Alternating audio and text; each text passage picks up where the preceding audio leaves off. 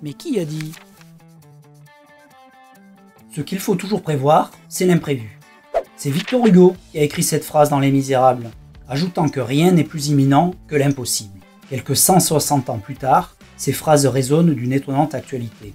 Faisons un rapide point historique. Après la Deuxième Guerre mondiale, il y a eu les 30 Glorieuses, époque où la production de masse primait. Tout ce qui se fabriquait trouvait preneur. Le modèle d'entreprise d'alors privilégiait un management pyramidal, très centré sur le contenu, sur le faire. Ce qui était alors essentiel pour un manager était de maîtriser le savoir-faire et donc les compétences techniques des employés. Le premier choc pétrolier a ouvert la voie aux 30 capricieuses. Cet épisode a vu arriver la nécessité de devenir plus productif, compétitif, avec des approches d'amélioration continue, de qualité totale et de juste à temps. Le management a appris à être moins pyramidal, davantage participatif, développant une approche plus organisationnelle et orientée sur les processus de fonctionnement. L'accélération du monde depuis les années 2000, avec la mondialisation, la numérisation, l'augmentation de tous les échanges, a donc vu poindre une nouvelle époque, les années périlleuses, aux nombreux défis.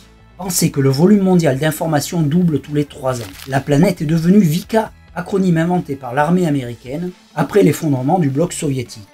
Volatile, incertaine, complexe et ambiguë. Volatile car la dynamique et les vitesses des changements s'est considérablement élevée. Incertaine à cause d'une prédictibilité des événements devenus faibles car tout est plus complexe. Les variables à prendre en compte se sont multipliées. Ambiguë car entraînant une plus grande difficulté d'interprétation, avec une confusion des causes et des effets. L'incompatibilité croissante entre nos besoins énergétiques et notre nécessité climatique de réduire les émissions carbone renforce la peur de ce monde VICA. L'actualité nous donne malheureusement un bon exemple des caprices de ce nouveau monde.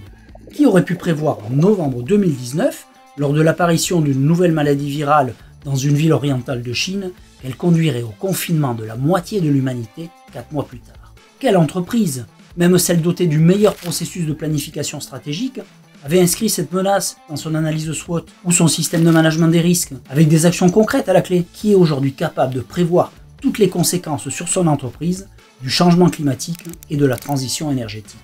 On voit que les meilleurs processus du monde, apanage des 30 périlleuses, sont certes nécessaires, mais plus suffisants pour faire face. Dans ce cas, comment répondre concrètement et efficacement à cet environnement VICA? Il n'y a pas de recette de cuisine prête à l'emploi, mais la solution, si elle existe, réside dans le développement de la capacité de l'entreprise à se renouveler en permanence grâce à l'implication de tous. On retiendra 3 idées forces à cultiver pour aller dans cet objectif. Donner du sens à l'action de chaque équipier, grâce à l'implication de chacun dans la définition et la mise en œuvre de la stratégie.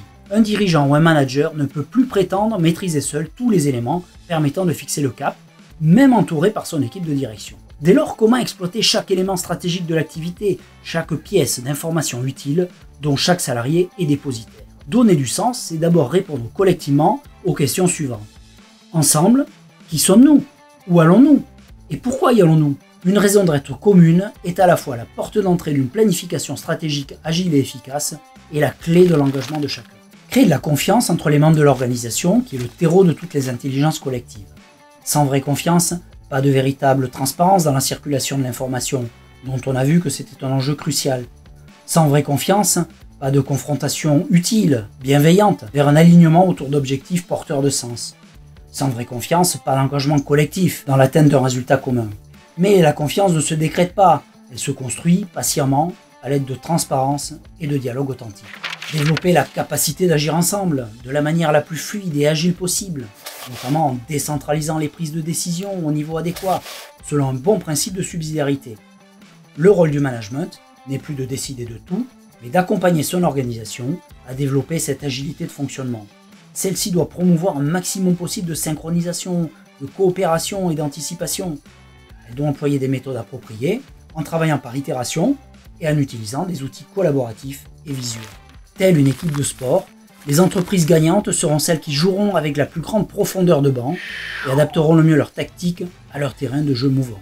Nous sommes au XXIe siècle, vivez avec votre temps, soyez un manager intégral.